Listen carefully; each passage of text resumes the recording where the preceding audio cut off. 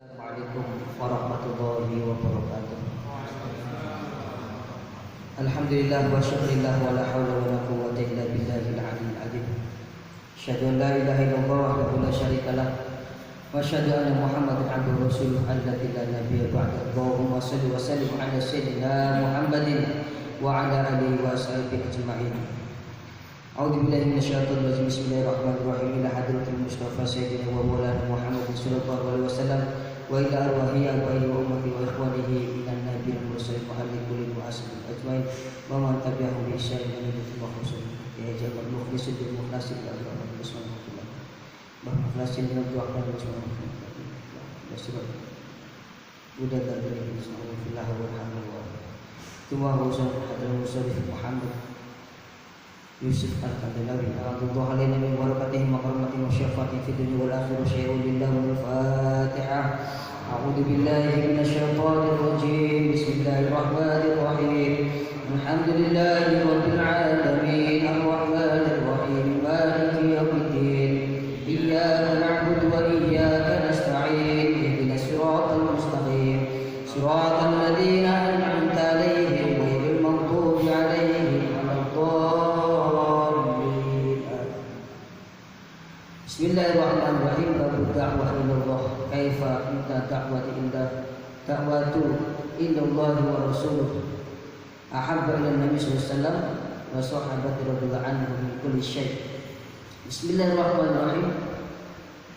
Wa akhraja Banu Jarir an Ibn Abbas qala lamma marada Abu Thalib dakhala alaihi rahtun min Quraisyin fihim Abu Jahal faqalu min ibn akhika yashtumul haula alihatuna wa yaf'alu wa yaqulu wa yaqulu falau ba'asta ilaihi fanahaita fa'abasta ilaihi faja'an nabiyyu sallallahu alaihi wasallam fadakhala baita wa bainahu wa baina Abi Thalib qadru majlis rajulin qala fa khashiya Abu Jahal la'anallahu in jalasa ila janbi Abi Thalib ayyakuna arqa lahu alaihi wa wasaba fa jalasa fi dhalikal majlis wa lam yajid Rasulullah sallallahu alaihi wasallam majlisan qurba amma fa jalasu faksar alaihi min qawli wa takallamu Rasulullah sallallahu alaihi wasallam fatakallama Rasulullah sallallahu alaihi wasallam faqala ya ammu inni uriduhum ala kalimatin wahidatin yaqulu laha tadina lahum biha urubu wa ta'uduni ilaihim biha ala jazamu faza'al kalimatan wa qali faqalu lahum kalimatu wahidatin fa in kalimat wahidatin hiya abil akhi qala la ilaha illallah faqamu fa'aziyakum nabiy yaqul aj'al al-alihatan wahidan inna hadha la syai'un ujab. Bismillahirrahmanirrahim. Telah mengeluarkan hadis Ibnu Jarir dari Ibnu Abbas radhiyallahu anhu.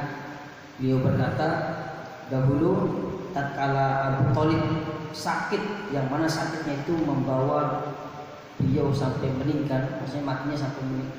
Sakitnya sampai beliau ini meninggal dunia, maka sekumpulan pembesar-pembesar Quraisy ini datang. Kalau kita tak nengok sakit sebelum matinya, pembesar-pembesar Quraisy itu datang. Siapa itu? Abu Jahal dan teman-temannya. Maka Abu Jahal berkata kepada Abu Thalib, sesungguhnya anak saudaraku, yang maksudnya itu Nabi Muhammad sallallahu alaihi wasallam, anak saudaraku ini telah menjelek-jelekan Tuhan-Tuhan kami, mencaci maki Tuhan-Tuhan kami.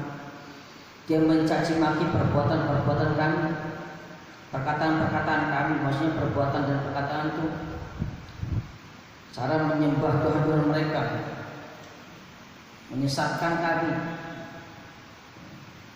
Maka cobalah kamu nasihati anak saudaramu itu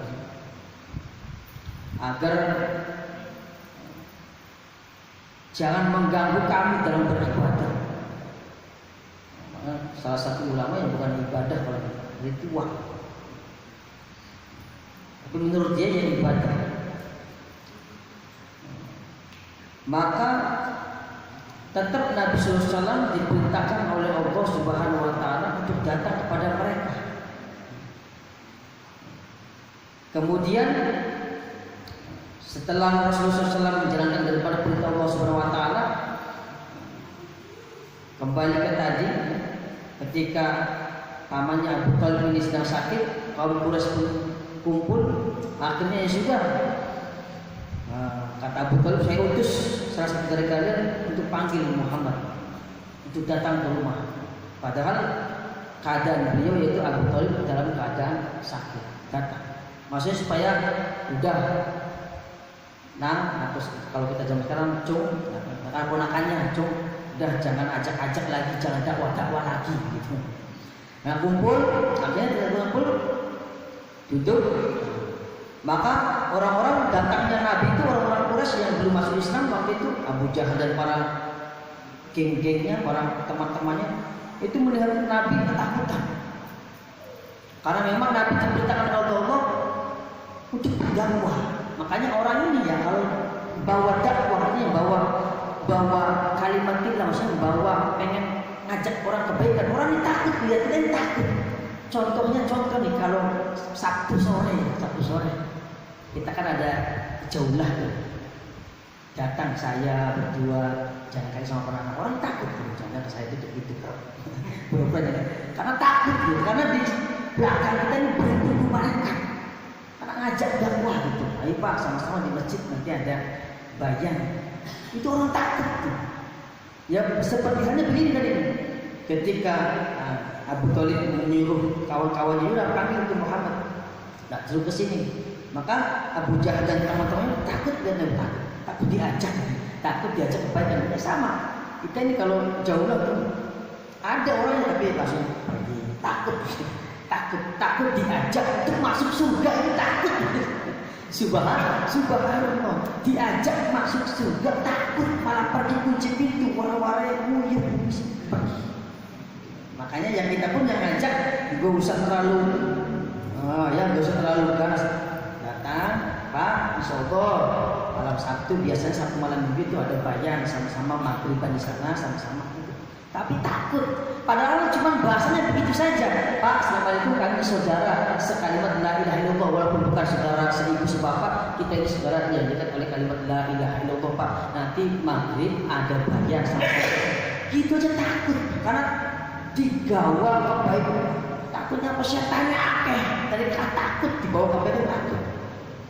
Makanya jangankan orang yang didatangi, kita aja orang-orang jauh lah takut diganti cuma satu orang, dua orang. Kalau satu tuh satu orang, dua orang.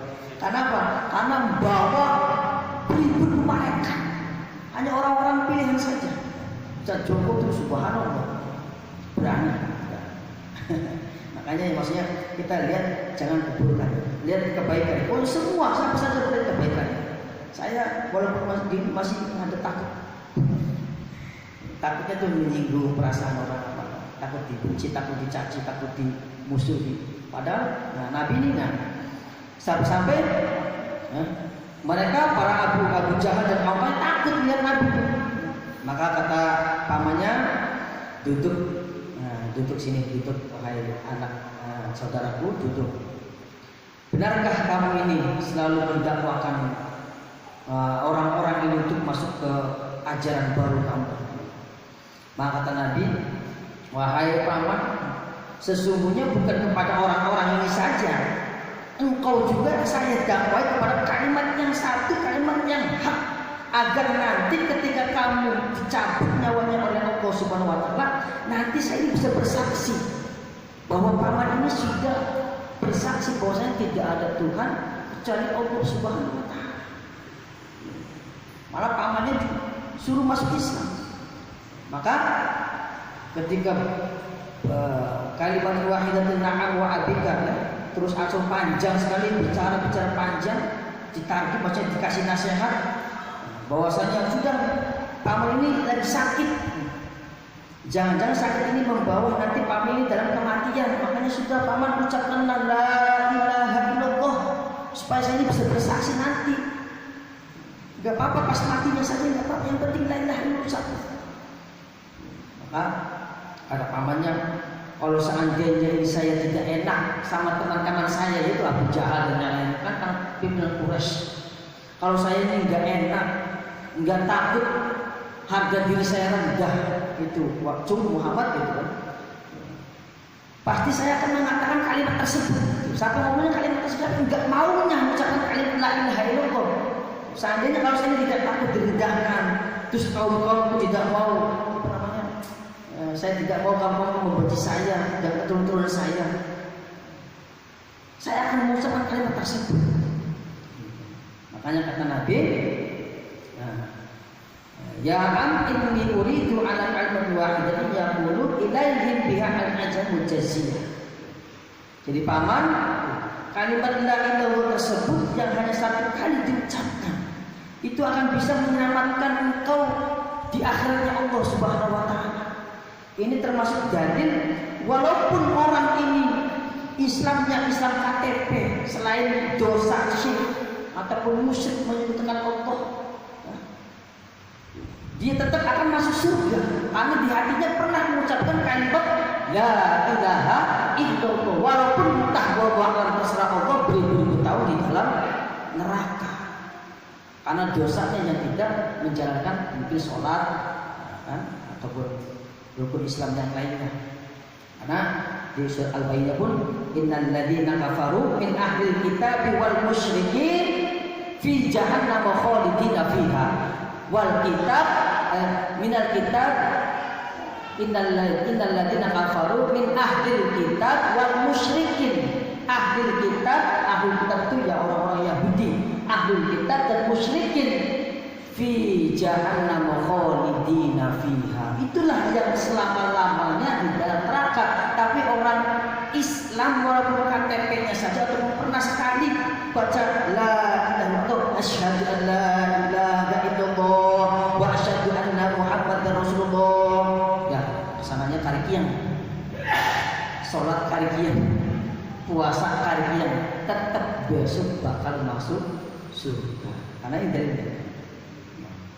Maka kata Allah Muhammad dalam ayat yang artinya langsung aja sudah nggak usah nemen-nemen, jadi teman-teman nggak usah nemen-nemen karena hidayah itu bukan di kamu, hidayah itu ada sama tangan saya, maksudnya sama di genggaman Allah Subhanahu wa taala.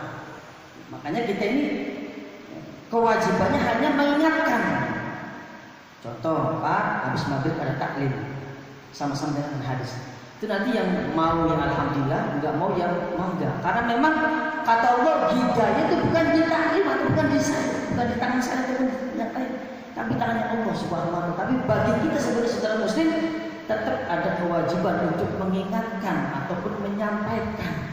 Mau atau tidaknya terserah karena hidayah dengan Allah Subhanahu wa taala. Maka kata Al-Imam Al-Baihaqi mengatakan, jadi Allah itu memang sudah menggolongkan atau menyekat-nyekat ya, maksudnya saya misalkan Allah nih kata mengatakan Allah menciptakan manusia ini masuk surga, ini masuk neraka. Itu sebenarnya sudah kata Al-Imam Baihaqi di sini.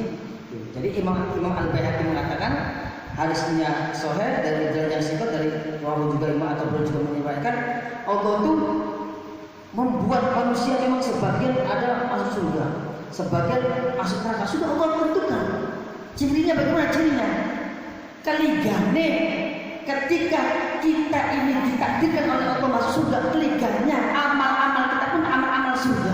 Contoh ya, sholatnya gampang, ngaji ya gampang, keligane kian, keligane berarti kita ini masuk ahli surga.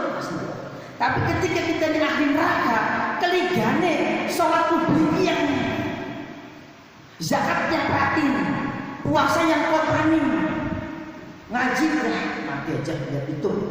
Keligane itu begitu. Karena Allah sudah itu kata Al-Mubarak sudah mensekat-sekat. Jadi Allah memang ada sudah menciptakan orang ini. Maksudnya yang selama-lamanya ya, maksudnya yang kalimat Allah tetap dia masuk surga. Maksudnya dalam hal ini memang Allah sudah taruh kepada diri manusia itu ada memang amalnya dia masuk surga. Dari awal dia udah masuk surga. Ada yang dari awal dia neraka dulu baru dia masuk surga. Ya gitu maksudnya.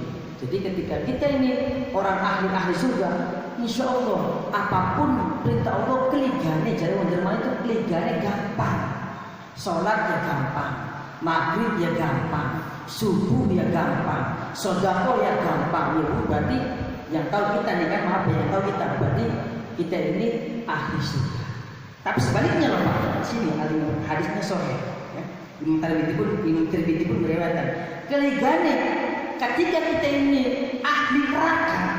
Tapi jangan takut tadi itu. Kalau kita sudah mengucapkan kalimat la ilaha illallah, pasti entah berapa tahunnya masuk surga.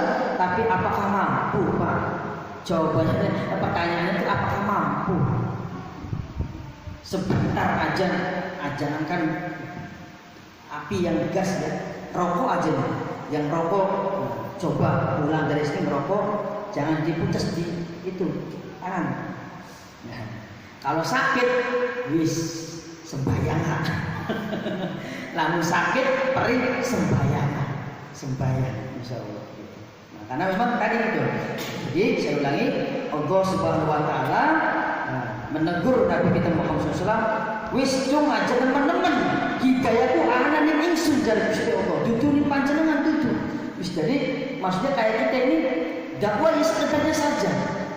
Sekedarnya mau itu hidayah dari Allah, enggak mau ya tetap hidayah dari Allah Subhanahu wa taala. Tapi kewajiban kita tetap saling mengingatkan secara halus, jangan terlalu tinggi. Cara bicaranya halus, pelan-pelan, karena memang kita ini sama-sama muslim, ya, sama-sama muslim. Cuman yang kelihatannya lagi bikin. Dan satu, yang kedua, ibrah dari ini pelajarannya manusia itu memang ada yang ditakdirkan masuk surga dari maksudnya tidak pernah mampu dulu. Memang dari awal masuk surga ada yang mampu di neraka dan bagi neraka. Maka apabila kita ini tergolong orang-orang ahli surga, maka amalnya pun amal-amal surga, mudah untuk mengamalkan ibadah. Dan apabila sebaliknya kita ini termasuk ahli neraka, maka keligane kabeh ibadah itu aneh. Dan mudah-mudahan kulalan panjenengan sami termasuk orang-orang ahli surga. Amin. Allahumma amin. Subhanallah wa bihamdihi, subhanallah wa bihamdika, asyhadu an la ilaha illa anta, astaghfiruka wa atubu ilaik. Assalamualaikum warahmatullahi wabarakatuh.